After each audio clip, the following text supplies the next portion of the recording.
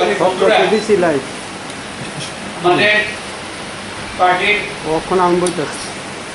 কয়েকটি সিদ্ধান্ত এবং অভিমত জানানোর জন্য আজকে আপনাদের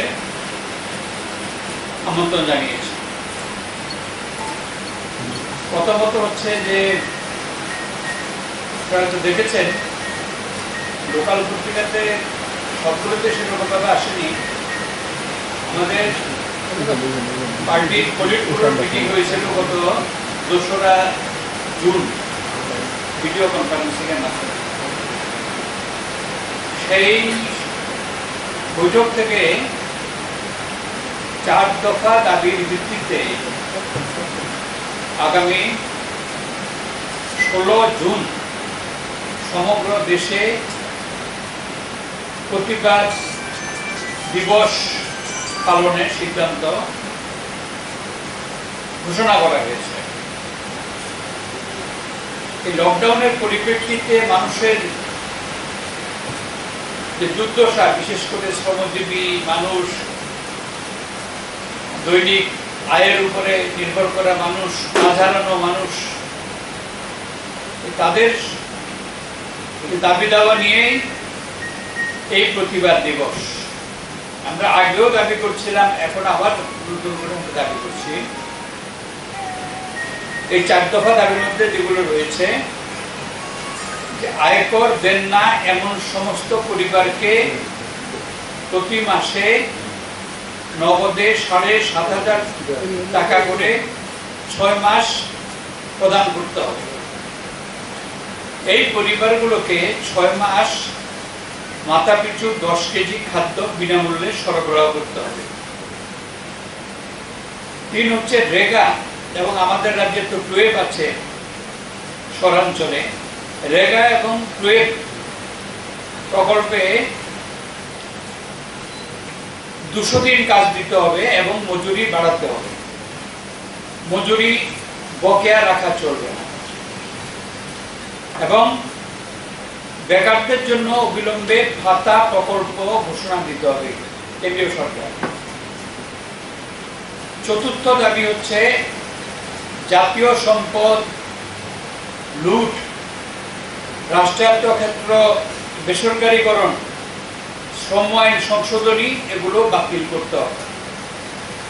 এই 4 দফা দাবিতে পলিট ব্যুরোর এই সিদ্ধান্তের পরিপ্রেক্ষিতে আমাদের রাজ্য সম্পাদক মন্ত্রী সিদ্ধান্ত নিয়েছি যে আমাদের সমগ্র রাজ্যে 16 জুন আমরা শহরে গঞ্জে সর্বত্র আমরা প্রতিবাদ সংগঠিত করব। এটা হচ্ছে প্রথম। দ্বিতীয়ত হচ্ছে যে সাধারণ আইন শৃঙ্খলার ক্রমাগত অবনতি হচ্ছে। এই লকডাউনের মধ্যে পর্যন্ত ক্রমাগত বাড়ছে। নারীদের খুন, যৌন নির্যাতন, শ্লীলতাহানি, এমনিতে খুন, জখম, রাহাজানি, চুরি প্রচন্ড রকম বাড়ছে। সেখানে পুলিশ প্রায় বলা যায় ইনঅ্যাক্টিভ। তার কারণ হচ্ছে তার হেডলেস। সে 31শে জানুয়ারি আগের ডিজিপি অবসর নিলেন, তারপরে আজকে 5ম মাস পড়েছে যে একজন ডিজিপি নিয়োগ করা গেল না। প্রথম জন যাকে অফার দিয়েছিল তিনি নাকি আসবেন না। আরো তো সিনিয়র অফিসার আছেন, কেন এই অবস্থা চলবে? অবিলম্বে ডিজিপির পদ সেটা পূরণ করতে হবে। এবং এই যারা অপরাধী, নারী নির্যাতনকারী এবং অন্যান্য অপরাধের সঙ্গে যারা যুক্ত, বিভিন্ন মারাত্মক সমস্ত ক্রিমিনাল অফেন্সের সঙ্গে যারা যুক্ত, তাদেরকে গ্রেপ্তার করতে হবে। এবং এই সঙ্গে যারা রক্তদান শিবিরে হামলা করেছে, যারা এই ত্রাণ বন্টনে হামলা করেছে, যারা ত্রাণ গ্রহণ করেছে এমন লোকেদের উপরে হামলা করেছে, এই ঘটনাগুলো আমরা মুখ্যমন্ত্রীকে চিঠি দিয়েছি। একটা সৌজন্যবোধ পর্যন্ত নেই যে একটা চিঠির প্রাপ্তি স্বীকার করা।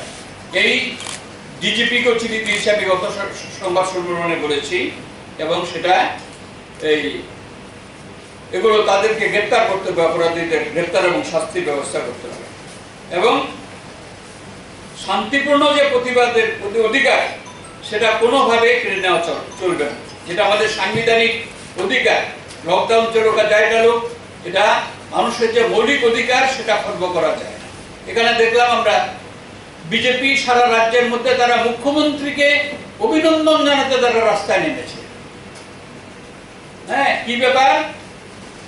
সোনামুড়ায় গোমতী নদীর ইয়ের মধ্যে ওই মেঘনা এর মধ্যে নো পয়েন্টের প্রোটোকল স্বাক্ষরিত হয়েছে, তো জাহাজ তো কোনো আসেনি।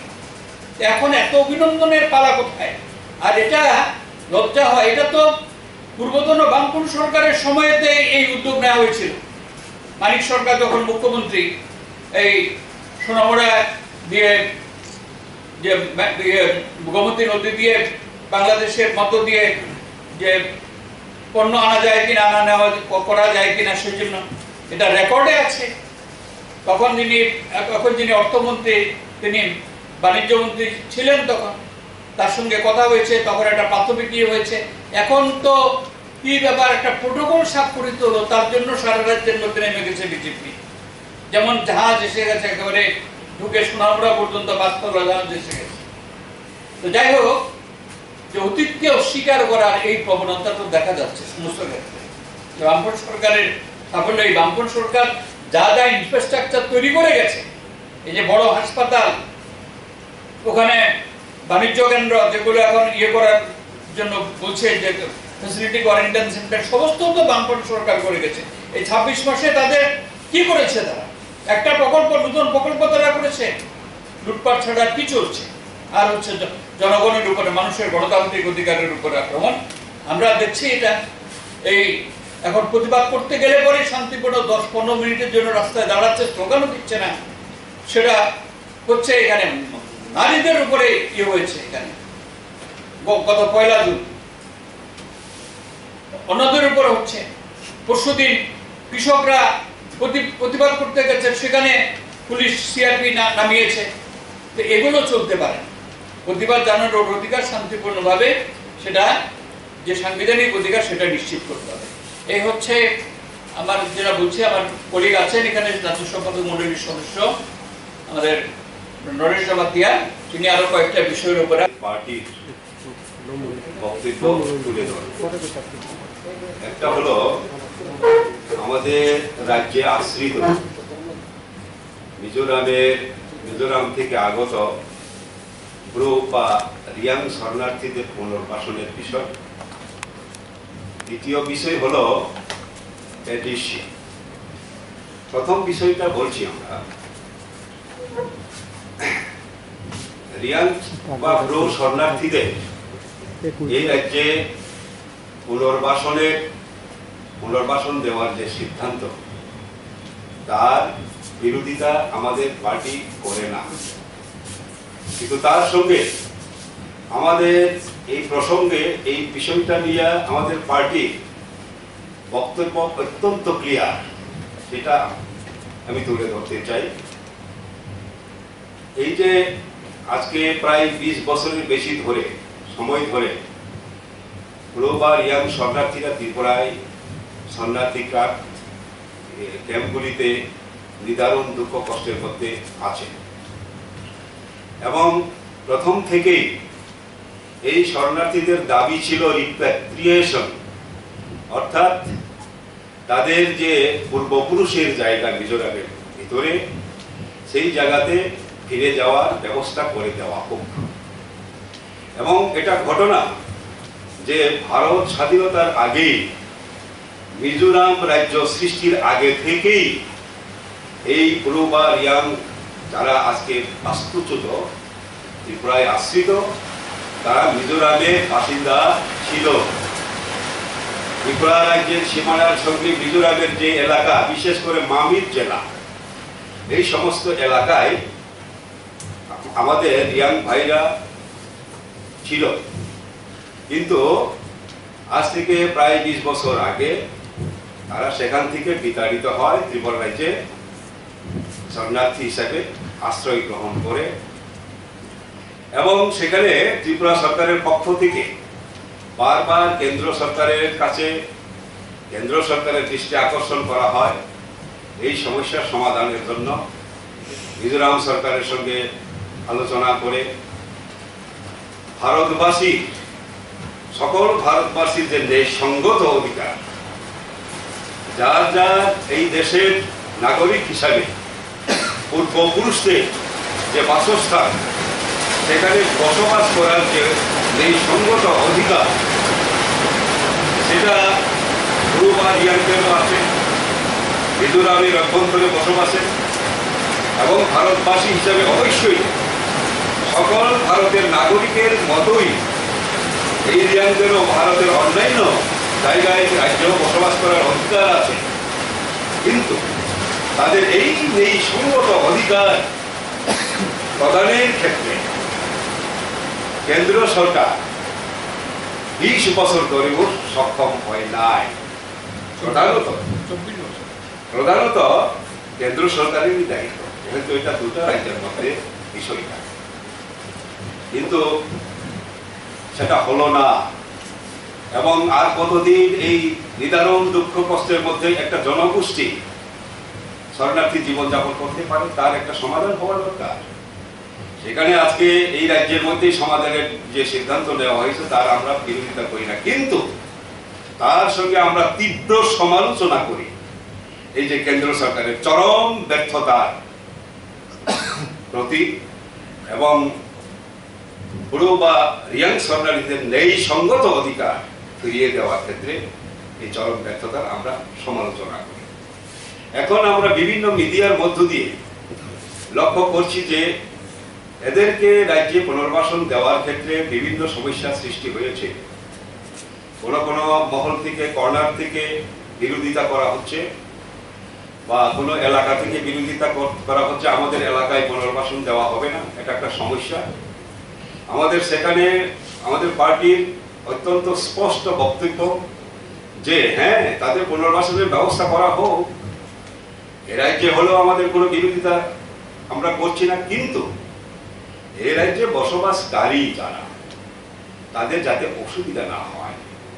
গভর্নমেন্টের জমি, খাস জমিগুলোতে পুনর্বাসন দেওয়ার ক্ষেত্রে এটা তো পরিষ্কার, এই রাজ্য ছোট রাজ্য, এমনিতেই জনসংখ্যা রাজ্যের আয়তনের তুলনায় বেশি।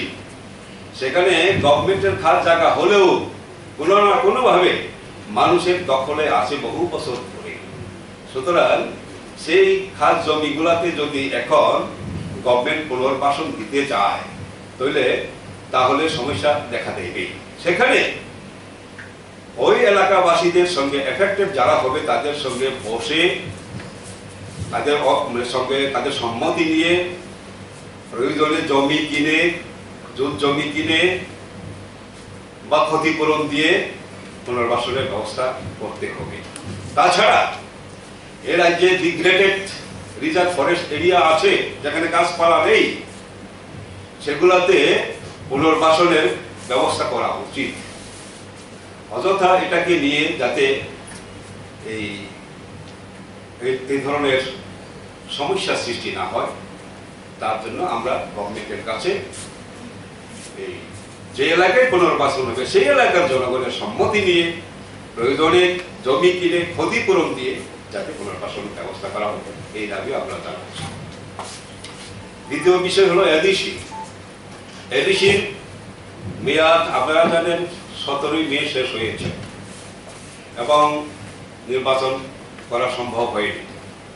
এই যে কোভিড-19 ক্রাইসিস, তাকে মোকাবেলা করার জন্য লকডাউন, স্বাভাবিকভাবে এই সময়ে নির্বাচন করা কোনোরকমভাবেই সম্ভব ছিল না। এই এডিসির মেয়াদ অতিক্রান্ত হয়ে গেল।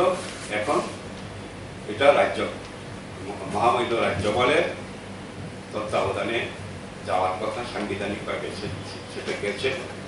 কিন্তু আমাদের বক্তব্য হলো এই রাজ্যে এডিসি অত্যন্ত গুরুত্বপূর্ণ। আপনারা লক্ষ্য করছেন উত্তর পূর্বাঞ্চলে এবং সারা ভারতবর্ষে যেখানে যেখানে বিচ্ছিন্নতাবাদী আন্দোলন হয়েছে, সেখানে সমস্যাগুলি যেভাবে আছে তার তুলনায় আমাদের রাজ্য অনেক ভালো। একটা সময় খুব খারাপ অবস্থায় গিয়েছিল এখানেও, কিন্তু সেটাকে বিগত গভর্নমেন্ট থাকার সময়, বামফ্রন্ট সরকারের সময় এডিসির সঙ্গে সহযোগিতা করে একসঙ্গে কাজ করার ফলে সারা রাজ্যের মধ্যে একটা নজির সৃষ্টি করতে পেরেছে যে এই বিচ্ছিন্নতাবাদী সন্ত্রাসবাদীদের সমস্যাকে সমাধান করা যায়। সেখানে এডিসির ভূমিকা বিরাট, সেই জায়গায় এডিসি অত্যন্ত গুরুত্বপূর্ণ। কাজেই এখানে নির্বাচিত সংস্থায় থাকা দরকার। সেখানে ইচ্ছা করলে গভর্নমেন্ট বা রাজ্যপাল যারা এডিসিতে কাজ করছিলেন তাদের পারফরমেন্স অত্যন্ত ভালো ছিল, তাদেরকে কন্টিনিউ করতে দিতে পারতেন, সেই প্রভিশনও আছে, কিন্তু উনি দেন নাই। যাই হোক, এই যে রাজ্যপালের আওতায় এখন আছে তার বিরুদ্ধে আমরা বিরোধিতা করছি না, কিন্তু দীর্ঘকাল ধরে এভাবে অ্যাডমিনিস্ট্রেটর বসিয়ে এই এডিসি প্রশাসনকে পরিচালনা করা সমীচীন হবে না। এতে উন্নয়ন ভালোভাবে করা যাবে না, বিঘ্নিত হবে।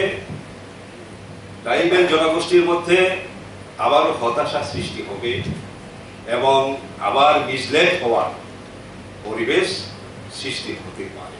সেই কারণেই আমরা দাবি করছি যথাসম্ভব তাড়াতাড়ি এডিসি নির্বাচন অনুষ্ঠিত করার জন্য গভর্নর, রাজ্য সরকারের চিন্তা ভাবনা বা পদক্ষেপ গ্রহণ করুক। এবং আজকে আমরা লক্ষ্য করছি, যদিও কোভিডের সমস্যা বাড়ছে, তবু গভর্নমেন্টের তরফ থেকে এটাকে শিথিল করা, আনলক করা প্রক্রিয়া শুরু হয়েছে।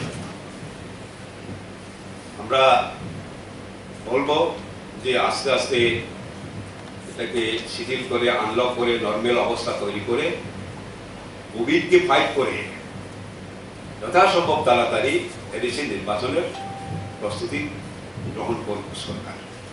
এটা তো অর্ডার নেওয়ার প্রশ্ন নেই, কর্মসূচি করবো সেজন্য আবার অর্ডার রাখতে নেই। আমরা যেটা দেখলাম যে যেটা নারী সমিতির পক্ষ থেকে করা হয়েছিল, যে এই ঘটনাটা ঘটেছে, প্রশাসন বলেছিল যে এখানে কোনো পারমিশন ছিল, এখানে আমার একটা অঘটন ঘটতে পারে। না না, সেটা যাই হোক, এটা পারমিশনের প্রশ্ন আসে না, পারমিশনের প্রশ্ন আসে না। এটা আমাদের প্রতিবাদ তো আমরা এখন তো কোনো স্লোগান আমরা দিচ্ছি না, আমরা রাস্তায় দাঁড়াচ্ছি, পোস্টার ব্যাজ সমস্ত নিয়ে সোশ্যাল ডিস্টেন্স মেনটেন করে, সেটাই হবে। এই জন্য পারমিশনের কি প্রয়োজন আছে? রূপরেখাটা কি? হ্যাঁ, সেটা এটা আরো ডিটেল পরে ইয়ে করা হবে। আমি এখন জাস্ট প্রোগ্রামটা অ্যানাউন্স করলাম, এটা ডিটেল পরে ইয়ে করা যাবে। আমরা as far as practicable আমরা সারা রাজ্যে এটা আমরা সংগঠিত করব, যত বেশি সংখ্যক মানুষকে আমরা পারি এটা সামিল করার চেষ্টা করব, কারণ ডিমান্ড জনগণের ডিমান্ড, সিপিএম এর ডিমান্ড। যতটা আপনারা যখন প্ল্যান শুরু করেছেন এবং পয়লা জুন পর্যন্ত কতটা আমলা হয়েছে এবং এফআইআর 50টার বেশি এফআইআর হয়েছে কিনা? এফআইআর হয়েছে, অনেকগুলো এফআইআর হয়েছে। এফআইআর এর সংখ্যা আমি বলতে পারি না, কিন্তু এফআইআর হয়েছে। আমার একটা বিষয় জানি, সেদিন যে ঘটনাটা ঘটেছে সেই ঘটনা যদি পুনরাবৃত্তি যদি ঘটে তাহলে কি করবে? তাৎক্ষণিক সিদ্ধান্ত হবে যখন যেটা কি বাধা আসতে পারে। আমরা আগেও আপনাদের কাছে বলেছি যে আমাদের নেতা কর্মীরা আক্রান্ত হয়েছেন শাসক দল বিজেপি। গত 29 এপ্রিল সর্বদলীয় মিটিং হলো, সেখানে তোলা হলো, বলা হলো মুখ্যমন্ত্রীর তরফ থেকে এগুলো বরদাস্ত করা হবে না, কিন্তু এটা চলছে, ক্রমাগত বাড়ছে। যে এটা হচ্ছে যে কত অমানবিক, কত বর্বর হলে পরে এই ধরনের আক্রমণ তারা সংগঠিত করতে পারে, যে দান কাজে, রক্তদান শিবিরে তারা বাধা দিচ্ছে। হ্যাঁ, তো এটা দেখলেন এখানে রামনগরের আগরতলা শহরে, রাজধানী শহরে, সেখানে পর্যন্ত রক্তদান শিবিরে তারা বাধা দিল। কত অমানবিক, কত বর্বর হলে পরে এ ধরনের ইয়ে করতে পারে। আমি মিডিয়াকে ধন্যবাদ জানাচ্ছি যে মিডিয়া এই কাজগুলো তারা সমর্থন করেনি, তারা নিন্দা করেছে যে কাজ তারা সমর্থন করেন না, কিন্তু মুখ্যমন্ত্রীর তরফ থেকে, বিজেপির তরফ থেকে একটা বিবৃতি পর্যন্ত নেই, নিন্দা সূচক বিবৃতি নেই, যে রক্তদানের মতো এমন মহৎ কাজ, যে মুমূর্ষু মানুষকে বাঁচানোর কাজ, সেই কাজে পর্যন্ত বাধা দিয়েছে। এটা কি তাদের মানুষ বিজেপির প্রতি সমর্থন তুলে নিচ্ছেন মানুষ, যারা আতঙ্কিত। এই কারণেই তারা এই রক্তদান শিবিরে ত্রাণ কাজে বাধা দিচ্ছে। আমরা সিদ্ধান্ত নিয়েছি যে বাধা অগ্রাহ্য করেই আমরা এই ত্রাণ কাজ আগামী দিনে আমরা চালিয়ে যাব দুস্থ মানুষকে বাঁচানোর জন্য। এটা আমাদের দায়িত্ব, আমাদের সামর্থ্য সীমিত। মানুষদের কাছ থেকে আমরা সাহায্য নিয়ে, সামগ্রী বা অর্থ সাহায্য নিয়ে আমরা তাদেরকে রসিদ আমরা দিচ্ছি, তারপরে সেটাই আমরা ত্রাণ করছি। এই প্রসঙ্গে এটা বলতে চাই, আমাদের কাছে মহকুমাগুলো থেকে এটা খবর এসেছে, বিজেপি প্রচুর অর্থ সংগ্রহ করেছে এই ত্রাণের নামে, কিন্তু যে পরিমাণ ত্রাণ দিয়েছে, যে পরিমাণ অর্থ তারা কালেকশন করেছে, তার থেকে অনেক কম। এই অর্থ কোথায় গেল বিজেপি বলতে পারে। তাদের নিশ্চয়ই জনসাধারণের কাছে তাদের জবাবদিহি করতে হবে। মানুষ সমস্ত কিছুই দেখছেন। এবং এটা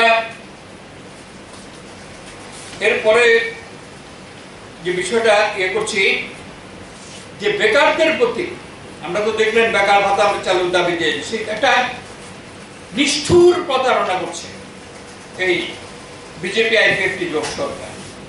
তারা গতকাল শিক্ষামন্ত্রী যেটা বলেছেন যে 141 জনকে নাকি তারা চাকরি দিয়েছে 2 বছর। তো প্রথমত হচ্ছে যে তাদের ভীষণ ডকুমেন্টে প্রথম বছরেই 50,000 শূন্যপদ পূরণ, সেটা কোথায় গেল?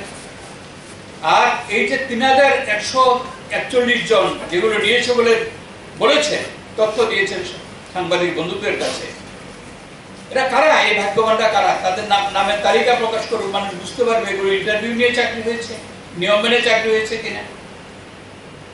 আমরা তার দাবি করছি। এটা যে বেকারদের প্রতি একটা নিষ্ঠুর প্রতারণা ছাড়া আর কিছু না। জোট সরকার এই কোভিড-19 মোকাবেলা এবং লকডাউনের ফলে যে কাজ হারানো মানুষকে বাঁচানোর জন্য পর্যাপ্ত পদক্ষেপ গ্রহণে মনোযোগ না দিয়ে দেশি বিদেশি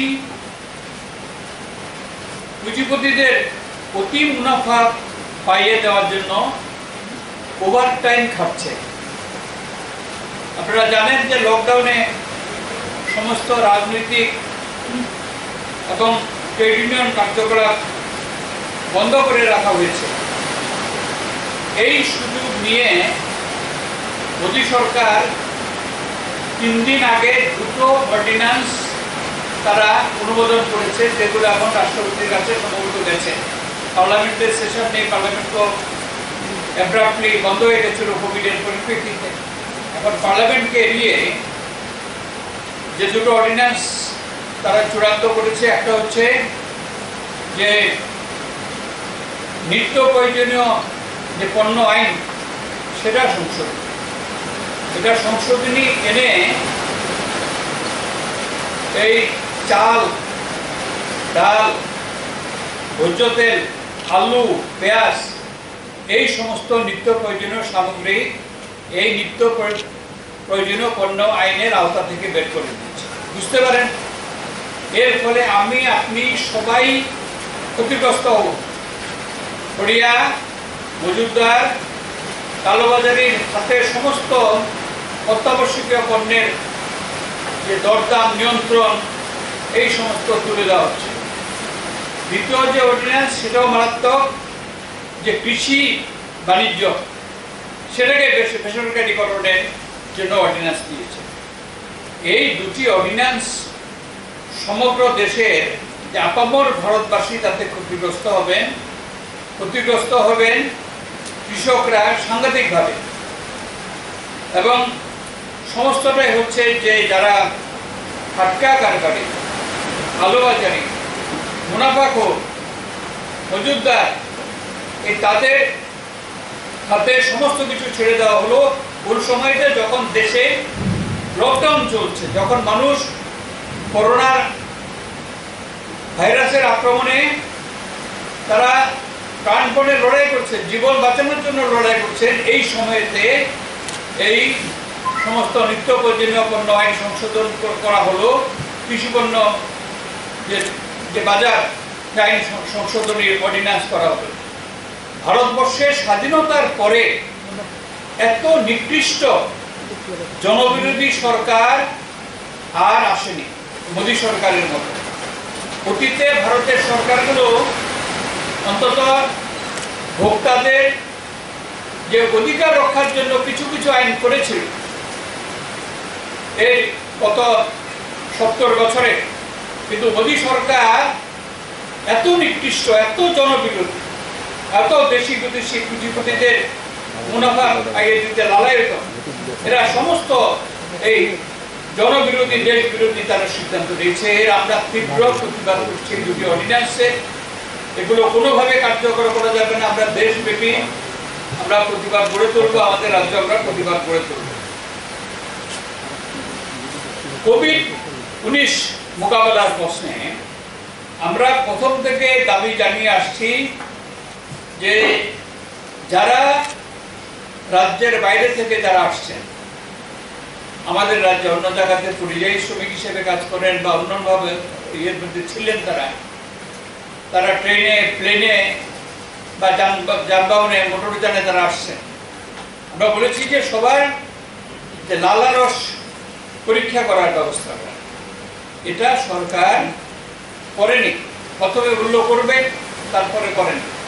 এখন আমাদের ইয়ে হচ্ছে যে কালকেও যে তথ্য পাওয়া গেছে যে শুধুমাত্র ট্রেনে যারা এসছে 10,000-এর বেশি যাত্রী তারা বিভিন্ন জায়গাতে ছড়িয়ে পড়েছে, তাদের লালারস পরীক্ষা ছাড়াই। এটা রাজ্যের মধ্যে মারাত্মক পরিস্থিতির সৃষ্টি করেছে এবং সরকার স্বীকার না করলেও কমিউনিটি ট্রান্সমিশন হচ্ছে। কমিউনিটি ট্রান্সমিশন হচ্ছে কারণ দেখা যাচ্ছে কতগুলো কেসের যে কোনো রকম ট্রাভেল হিস্ট্রি নেই।